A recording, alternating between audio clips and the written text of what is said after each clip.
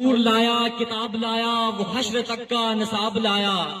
شعور لایا کتاب لایا وہ حشر تک کا نصاب لایا، دیا بھی کامل نظام اس نے اور آپ ہی انقلاب لایا۔ وہ ہر زمانے کا راہبر ہے، وہ ہر زمانے کا راہبر ہے، میرا پیمبر عظیم تر ہے، میرا پیمبر عظیم تر ہے۔ ذی وقار شعور کی گتھیاں عاجز ہیں، عقل کی انتہا سجدہ ریز ہے، زبان کم مائگی کے اظہار پر مجبور ہے کہ بات اس معلم کی ہے جو خالق کا شاگرد ہے، جو مخلوق کا استاد ہے، جو انسانیت کا آقا ہے، جو خیر البشر ہے۔ اس کم مائگی اور بیچارگی کے عالم میں انہی کی دربار میں ملتجی ہوں۔ تو اے مولائے یثرب آپ میری چارہ سازی کر، تو اے مولائے یثرب آپ میری چارہ سازی کر، میری دانش افرنگی میرا ایمان زناری۔ صاحب صدر میں اپنی زبان کی گرہ کھولوں تو کہاں سے کہ زندگیاں ختم ہوئیں اور قلم ٹوٹ گئے، زندگیاں ختم ہوئیں اور قلم ٹوٹ گئے، تیرے اوصاف کا ایک باب بھی لکھا نہ گیا، تیرے اوصاف کا ایک باب بھی لکھا نہ گیا۔ علی وقار جاہل عرب، اجڑ عرب، بدترین عرب، انسانیت کے دشمن عرب، ظالم و جابر عرب، گناہوں اور ضلالت میں لپت عرب کہ اچانک معلم انسانیت کے ظہور کا اعلان ہوتا ہے۔ وہ بجلی کا کڑکا تھا یا سوتے ہادی، وہ بجلی کا کڑکا تھا یا سوتے ہادی، عرب کی زمین جس نے ساری ہلا دی۔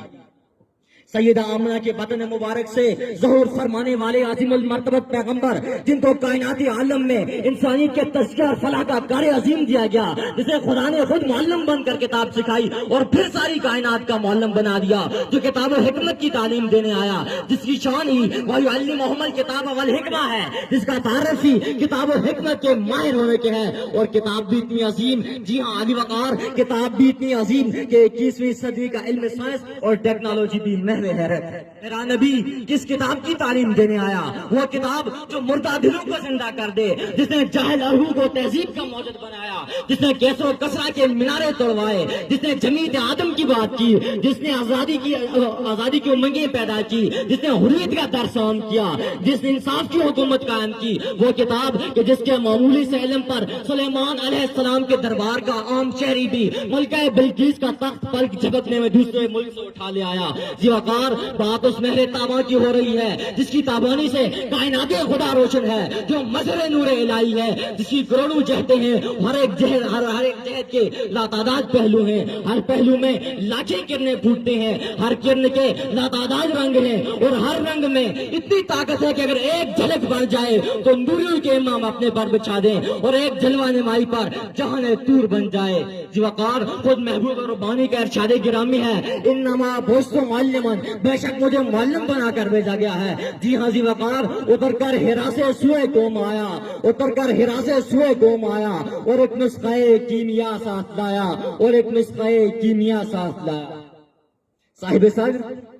یہ بات اسی کتاب عظیم اور معلم عظیم کی ہو رہی ہے جس نے ابو بکر و عمر اور عثمان و علی جیسی ہستیاں پیدا کی۔ دنیا میں کہیں بھی اگر صدق و صلاح کی بات ہوتی ہے تو مثال ابو بکر کی دی جاتی ہے، کہیں اگر عدل و انصاف کی بات ہوتی ہے تو مثال عمر فاروق کی دی جاتی ہے، اور اگر کہیں سیاہ و سخاوت کی بات ہوتی ہے تو مثال عثمان بن عفان کی جاتی ہے، کہیں اگر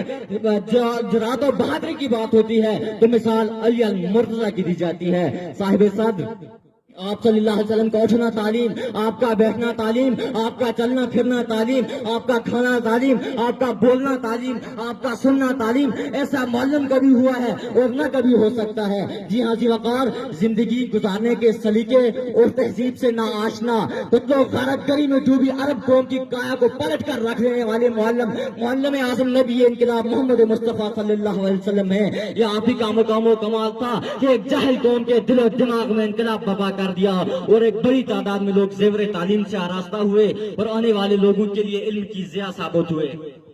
ذی وقار